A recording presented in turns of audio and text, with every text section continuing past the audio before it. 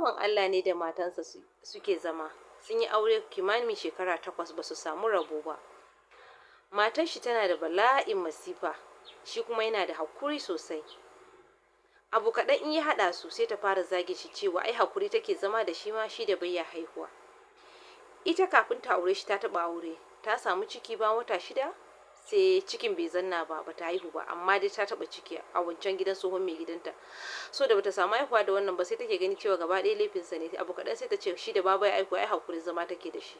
Shi abun nan yana damun shi, amma kuma Allah ya shi mai hakuri ne, kuma yana da kirki sosai. Duk da yana da abun hannu amma yana da kirki sosai.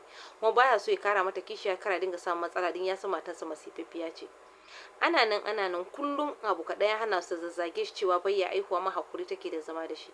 Su kuma a waje an san su, ana respecting nasu, ana ganin su mutanen kirki sosai, ba san halayyan da matan take nuna ma mai gidanta cikin gida ba. Ku biyo mu karo na gaba ku sha labari.